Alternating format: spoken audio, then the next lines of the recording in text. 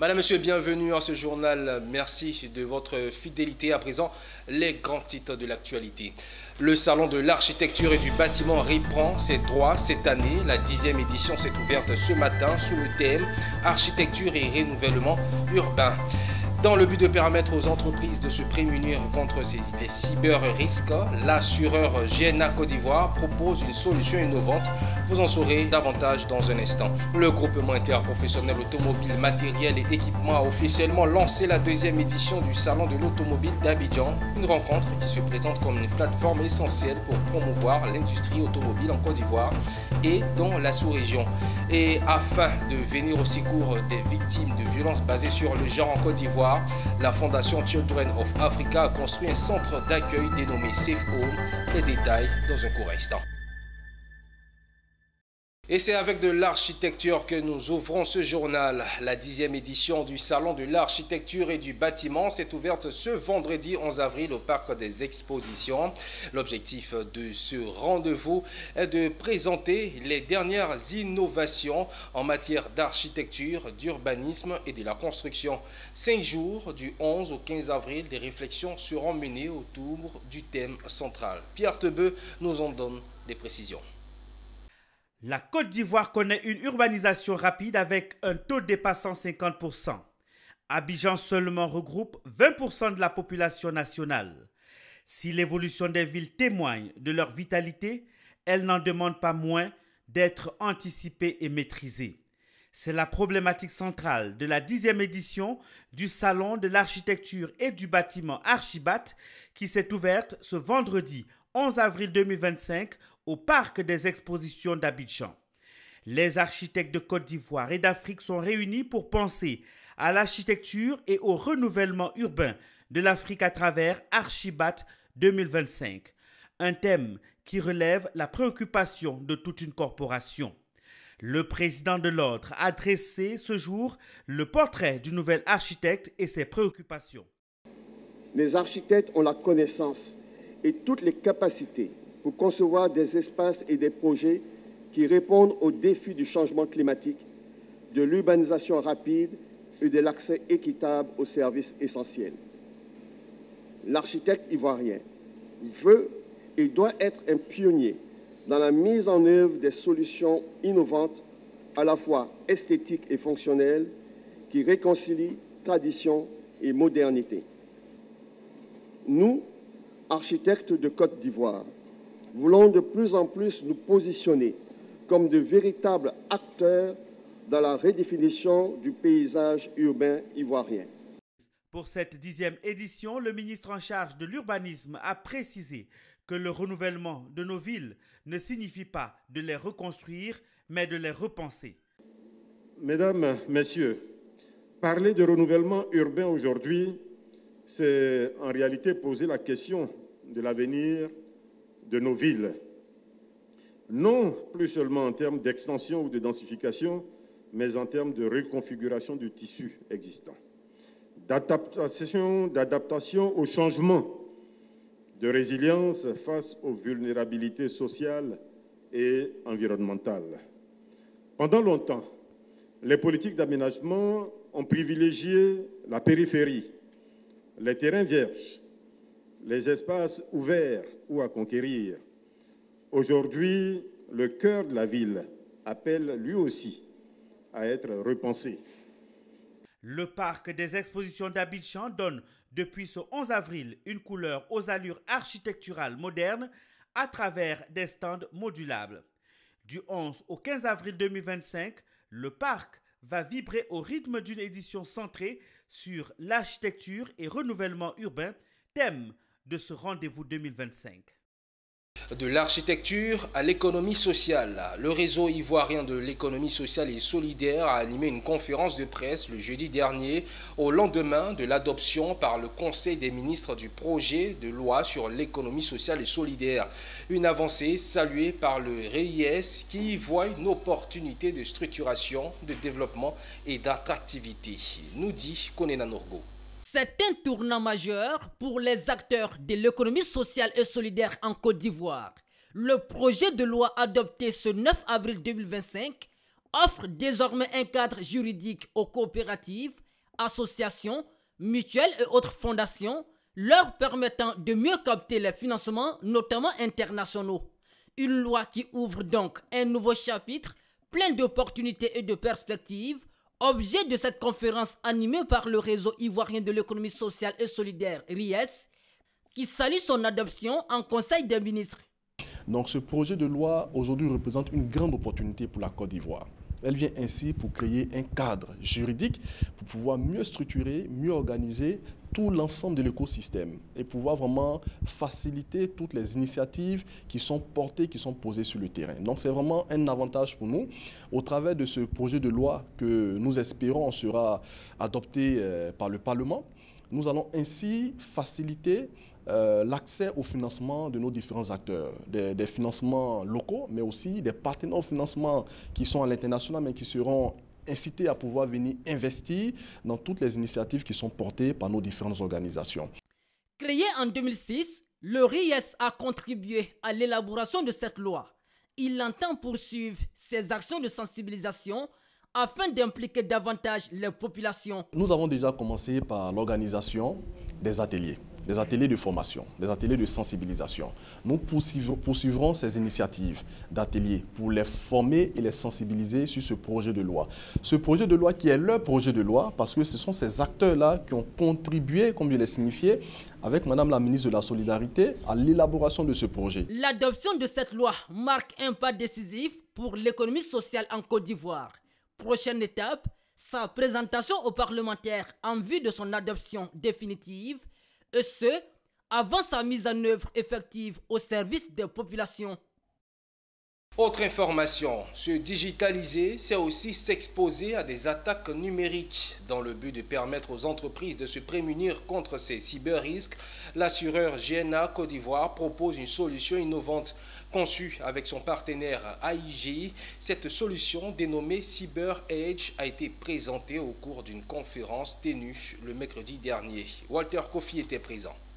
L'ensemble du système informatique d'une entreprise pourra désormais bénéficier d'une garantie, et cela grâce à la nouvelle police d'assurance. Son nom, Cyber Edge, une innovation dans l'industrie des assurances, un produit développé par GNA Assurance Côte d'Ivoire.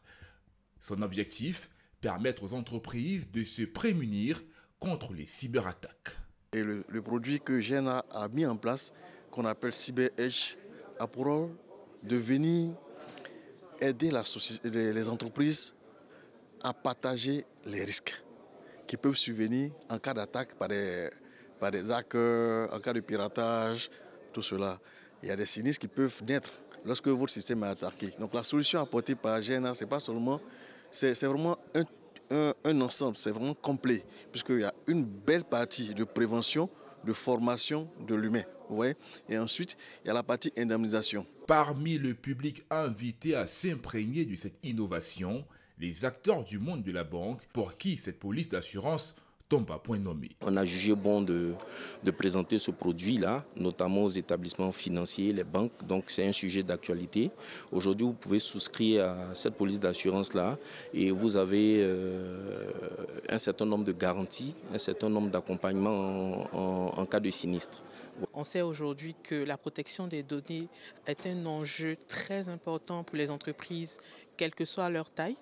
Et avec le lancement aujourd'hui de la Cyber Edge, je pense que c'est un produit qui répond véritablement aux besoins et aux préoccupations des entreprises quant à la protection de leurs données.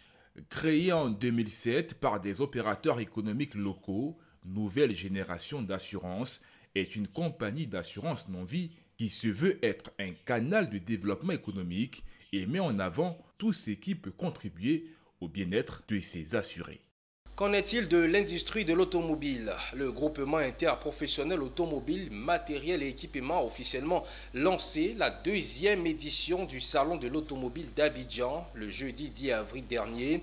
Cet événement qui se tiendra du 10 au 14 juin 2025 au Parc des Expositions d'Abidjan se présente comme une plateforme essentielle pour promouvoir l'industrie automobile en Côte d'Ivoire et dans la sous-région.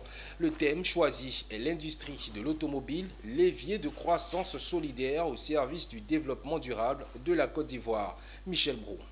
Du 10 au 14 juin 2025, le parc des expositions d'Abidjan va vibrer aux couleurs de la deuxième édition du Salon de l'automobile d'Abidjan. L'information a été révélée par le groupement interprofessionnel automobile, matériels et équipements avec ses partenaires face aux hommes des médias. Le déroulement de cet événement promet d'être un lieu d'échange fructueux où les exposants allant des conducteurs automobiles aux équipementiers en passant par les prestataires de services. Cette initiative a reçu le soutien de l'État ivoirien à travers le ministère des Transports. On va avoir toujours les résultats nécessaires, surtout pour donner satisfaction à nos capitales Abidjan, mais non seulement c'est un salon pour la Côte d'Ivoire, mais c'est un salon de la sous-région en général. Et j'espère que ça va être un exemplaire, et on va le répéter, et ça va être un salon déterminé chaque 2 ans, un salon qui concerne la Côte d'Ivoire et concerne l'Afrique en général. Je voudrais, Monsieur le Président du JIPAM, vous féliciter personnellement.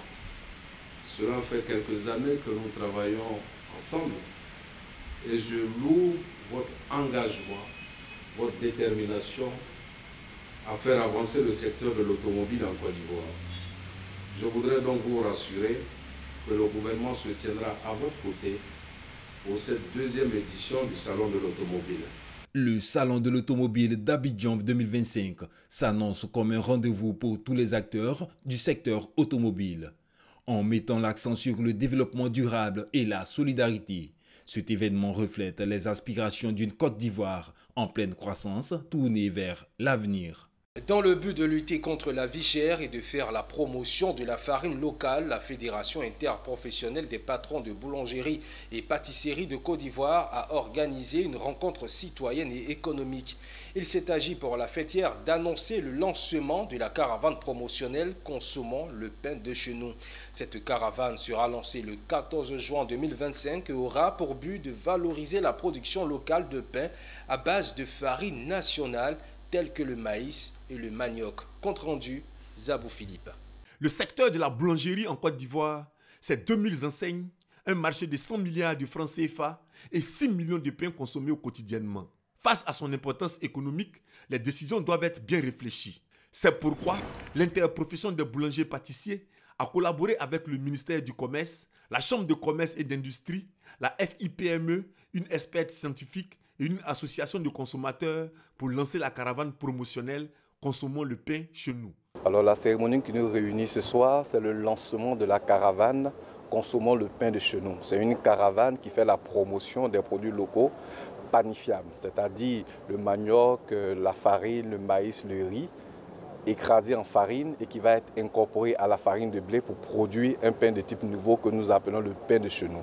C'est un pain qui, à cause de ces matières premières locales, sont riches en protéines, sont riches en certaines vitamines qui vont aider les consommateurs, qui vont aider les personnes qui présentent quelques difficultés à assimiler et à faciliter la digestion.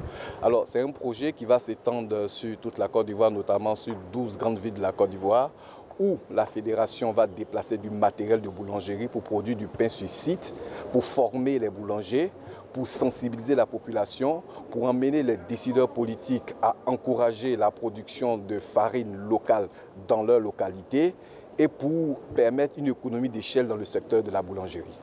Vu que la disponibilité de la farine locale n'est pas forcément évidente au stade actuel, nous allons par étapes. Pour rappel, cette initiative s'inscrit dans la lignée de la norme NI 380 adoptée en février 2022. Celle-ci autorise un pain composé à 85% de blé et 15% de farine locale, maïs ou manioc, pour promouvoir des produits ivoiriens. Ouvrons notre page dans cette actualité. Face à la poussée démographique en Afrique et en Côte d'Ivoire, les VBG, entendent des violences basées sur le genre, ne cessent de croître. Afin de venir au secours à ces victimes en Côte d'Ivoire, la Fondation Children of Africa a construit un centre d'accueil dénommé Safe Home. Cet immense domaine construit au sud d'Abidjan, notamment à Adiaké, a été récemment inauguré par la première dame Dominique Ouattara avec l'appui d'un don de vivres et non-vivres pour un montant de plus de 150 millions de francs CFA. Des détails supplémentaires avec Mondésir Nascimento. Elle s'étend sur 2 hectares, le CEFROM, le centre d'accueil d'Adiaké, dédié aux victimes des VBG entendant des violences basées sur le genre. Située dans le quartier Atadje, avec une vue sur la lagune, la Maison des femmes d'Adiaké est un centre d'accueil et d'accompagnement. Elle se veut une réponse concrète, durable à la problématique des violences faites aux femmes, mais encore plus, un lieu qui incarne l'espoir, la protection et la reconstruction pour les femmes en détresse. Le Safe Home d'Adiaké, chef-d'œuvre de la Fondation Children of Africa, comprend entre autres 100 lits d'hébergement, un service médico-social, un service juridique, un centre de formation, une bibliothèque, un réfectoire, une salle polyvalente, un espace multimédia, des infrastructures sportives et de loisirs.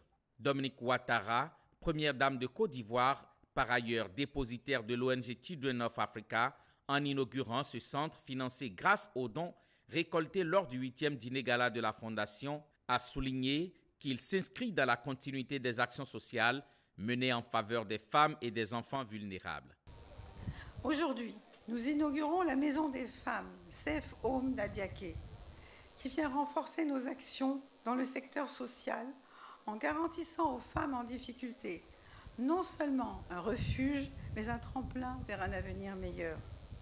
Cet établissement est une réponse concrète à une problématique bien réelle à laquelle nous avons répondu à la faveur du 8e gala de la Fondation Children of Africa. À cette occasion, nous avons pu récolter les fonds nécessaires à la reconstruction de la nouvelle case des enfants que nous avons inaugurée l'an dernier, ainsi qu'à la construction de la Maison des femmes Safe Home que nous inaugurons ce jour. À ses côtés, d'importantes personnalités du pays, comme de la région du Sud Komoué, parmi lesquelles Dr Eugène Akawele, président du Conseil régional du Sud Komoué, et Hiensié, député maire d'Adiaké. Ils se sont engagés à accompagner les gestionnaires du centre. L'inauguration de cette maison des femmes nous rappelle agréablement et nous enseigne, Madame la Première Dame, votre volonté de redonner aux femmes fragilisées par le cours de la vie, aux femmes fragilisées par les obstacles rencontrés et par des stigmatisations de toutes sortes, qu'il y a de l'espoir à cultiver, qu'il y a une solidarité qui peut et qui doit être manifestée, qu'il est possible. La première dame, Dominique Ouattara, a également doté la Maison des femmes de vivres et de non-vivre d'une valeur de 150 millions de francs CFA pour démarrer ses activités dans les meilleures conditions.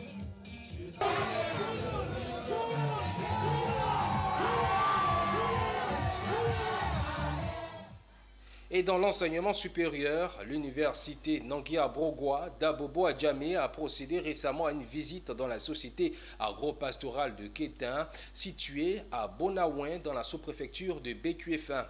Cette journée de découverte de la plantation de bananeraies vient baisser les voiles sur les activités de la première édition du colloque international des sciences et technologies des aliments. Michel Brou. Parti de l'université Nangui-Abrogwa, les participants de la première édition du colloque international des sciences et technologies des aliments ont posé leurs valises à la société agro-pastorale du Kétin de Bonaouin dans la sous-préfecture des BQF1. Après quelques échanges avec le promoteur, direction est prise pour le champ de bananeraies. Ici, les participants ont eu l'opportunité d'explorer la plantation de bananeraies, un champ école conçu qui illustre les pratiques agricoles durables. Cette première édition qui enregistre un bilan satisfaisant pour les initiateurs a été fortement soutenue par le promoteur de la société Agropac du Kétin. Au niveau scientifique, nous sommes satisfaits. Nous avons pu balayer tous ces domaines. Donc au niveau scientifique, nous sommes satisfaits. Bon, nous attendons peut-être les retours de nos collègues, de ce qu'ils diront chacun, de ce qu'ils ont vu à Abidjan. Au niveau organisationnel, je travaille avec une jeune équipe qui, la plupart, sont à leur première fois d'organiser un colloque. Et c'était vraiment, ça s'est très bien passé. Nous nous réjouissons d'être associés, de nous retrouver auprès des sachants, auprès des scientifiques. Parce que nous qui sommes dans la culture au quotidien, nous sommes confrontés à un certain nombre de problèmes. Et c'est avec eux que nous allons essayer de chercher des solutions pour permettre d'augmenter la production de la banane plantain. La visite de l'université Nangui Abrogwa à la société agro-pastorale du Kétin démontre une fois de plus l'engagement des acteurs dans le renforcement des liens entre le monde académique et le secteur agroalimentaire. L'association Parents au Cœur Bleu a initié une formation pour sensibiliser les acteurs et partenaires du système éducatif et socio-éducatif sur l'importance de l'acceptation des enfants avec des troubles du spectre de l'autisme. Cette sensibilisation s'inscrit dans l'objectif d'un meilleur accompagnement et d'un réaménagement spécifique du système éducatif pour une prise en charge adéquate de l'enfant autiste.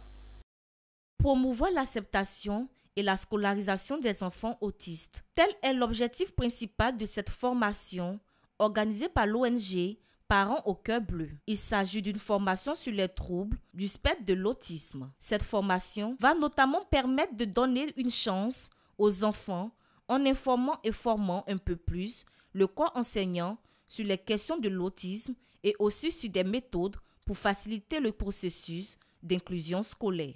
À la faveur de la journée mondiale de l'autisme, nous avons voulu poser nos valises à Yopougon, donc dans la Dréna 3, pour réunir ceux-là même qui décident d'accepter les enfants à l'école, à savoir les IEP de la circonscription, les conseillers pédagogiques de la circonscription et aussi et surtout les directeurs d'établissement.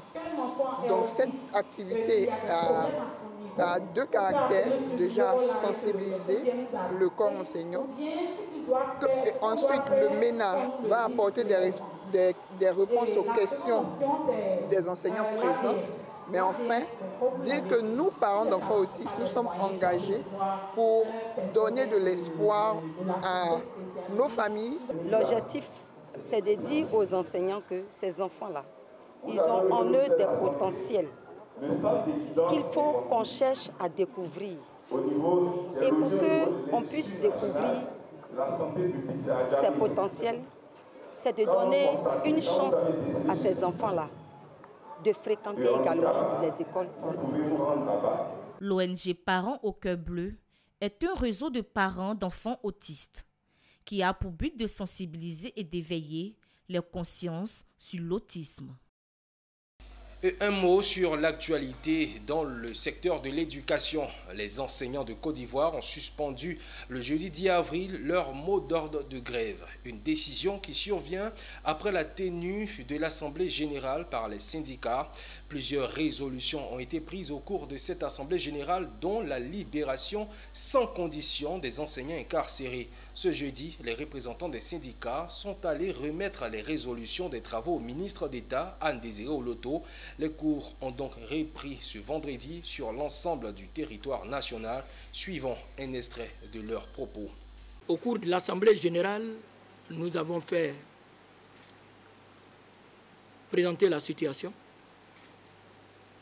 C'est que le gouvernement, l'engagement que le gouvernement a affirmé pour pouvoir prêter une oreille attentive à nos revendications, mais surtout aussi aux effets collatéraux qui sont donc intervenus lors de ces arrêts de travail. Fort de cela, l'Assemblée générale a donc suspendu le mot d'ordre de grève, mais insisté aussi également sur la question de notre camarade Assis Dugari qui est incarcéré. Et ensuite, d'autres camarades qui ont été interpellés au niveau de Bouaké, de Korogo et dans diverses villes du pays. Nous avons soumis cette préoccupation que vous avez reçue et que vous êtes en train de traiter, parce que lors de l'Assemblée générale, nous avons eu écho de vos différentes réactions sur ces questions-là. Et ça nous a davantage rassurés. Mais nous venons également pour vous porter la grande préoccupation des enseignants, l'entente, la grande attente qu'ils attendent de la résolution de la question de l'octroi de la prime d'incitation. C'est pour eux vraiment une attente forte. Et je voudrais que le gouvernement se saisisse véritablement de cette question et apporte les réponses qu'il faut à cette question pour donner plus de sérénité, plus de force à leurs enseignants pour qu'ils puissent donner la pleine mesure de leurs capacités. Vous devez garder à l'esprit qu'à la tête de notre pays, nous avons un homme d'expérience qui sait, qui connaît vos réalités et qui vous a déjà démontré qu'il est capable d'apporter des réponses à vos attentes. Il l'a fait dans le cadre d'une première trêve sociale que vous avez fortement appréciée et vous avez souhaité avec nous-mêmes que nous puissions continuer avec une deuxième trêve sociale. L'actualité, c'est aussi le sport. La Fédération ivoirienne de tennis était récemment face à la presse. Cette rencontre avec pour objectif de présenter officiellement le Côte d'Ivoire Open, le tout premier tournoi ATP d'Afrique de l'Ouest. Plus de 70 joueurs de tennis sont attendus sur les cours de tennis du complexe sportif du Sofitel Hôtel Ivoire. Les détails supplémentaires dans ce commentaire signé Walter Kofi. Un autre événement sportif majeur se déroulera en Côte d'Ivoire. Cette fois, il est question de raquettes et de balles vertes, à savoir le tennis. Au vu de ses infrastructures adaptées et de son bon échange avec les dirigeants fédéraux, c'est Abidjan qui va accueillir le premier tournoi ATP Challenger de l'Afrique de l'Ouest, dénommé Côte d'Ivoire Open. Ce tournoi, fort heureusement, fait partie du plan stratégique que nous avions élaboré et qui devient réalité, poursuivre et renforcer la dynamique des performances sur le plan national et international de nos joueurs. Ce tournoi permet à nos jeunes joueurs de se frotter au plus fort. C'est une grosse fierté, en tout cas pour nous, de pouvoir vous annoncer que sur les 32 joueurs qui vont participer au tableau final, il y a 7 Africains. Voilà. Sans compter les 5 autres joueurs qui vont participer au tournoi de qualification et qui ont une chance aussi d'accéder au tableau final. Donc, le ministre délégué chargé du sport et du cadre de vie, représenté par le commissaire Kodo Esso, s'est félicité de cette initiative qui vient faire rayonner la Côte d'Ivoire sur l'espace continental. Le tournoi ATP offrira à coup sûr à la Côte d'Ivoire l'opportunité d'être encore et à nouveau sous les projecteurs internationaux et surtout de se positionner comme étant la capitale africaine de tennis. Ce tournoi d'envergure internationale se tiendra du 14 au 27 avril 2025 sur les courts de tennis du complexe sportif du Sofitel Hôtel Ivoire d'Abidjan. Des joueurs venus des différents pays du monde vont s'affronter à cette compétition révélatrice de champions pour un total de 64 matchs joués et 50 points ATP à gagner pour le vainqueur. La fondation KED a offert des chèques et des équipements d'une valeur de 10 millions de francs CFA à 48 associations et groupements de départements de Danane. Ce geste de Edwige Dieti s'inscrit dans la vision de son organisation qui œuvre pour le bien-être des jeunes et des femmes. Le témoignage de Théodore Kanga. Le samedi 5 avril 2025, la ville de Danane a abrité une cérémonie importante intitulée « Journée d'appui à l'autonomisation des femmes et des jeunes ». Organisée par la fondation KED, 48 associations et groupements ont bénéficié de cette initiative, recevant chacun un financement de 200 000 francs CFA ainsi que du matériel destiné à renforcer leur activité génératrice de revenus. Edwige Dieti, présidente de la fondation KED, a rappelé l'engagement de l'organisation en faveur du développement local et de la lutte contre la pauvreté. Je suis très heureuse de voir cet engouement lorsqu'on parle d'autonomisation des femmes et des jeunes. Ce domaine constitue l'essence de mon combat pour le développement de notre belle région, la région du Tonki. Pour moi, les femmes sont les piliers d'une région forte, mais il leur manque souvent le coup de pouce pour faire émerger et développer leurs talents. Et c'est ce coup de pouce que j'ai voulu apporter aujourd'hui au travers de la Fondation KED, afin de faire de leur rêve d'être autonome une réalité chez nous à Danane. La joie se lisait sur les visages des femmes et des jeunes bénéficiaires de ce projet. En témoignage de leur bonheur, ils ont exprimé leur enthousiasme en esquissant quelques pas de danse.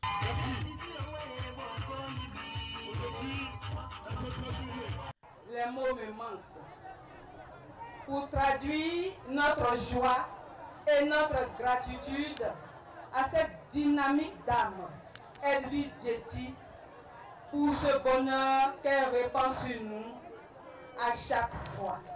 Merci Madame la Présidente Edwige Djeti, que Dieu vous bénisse abondamment. L'autorité préfectorale présente lors de la cérémonie a félicité Edwige Djeti pour cette initiative salutaire. C'est la fin de ce journal. Merci de l'avoir suivi. Le programme se poursuit sur Business 24 Africa. Restez-y. À très bientôt.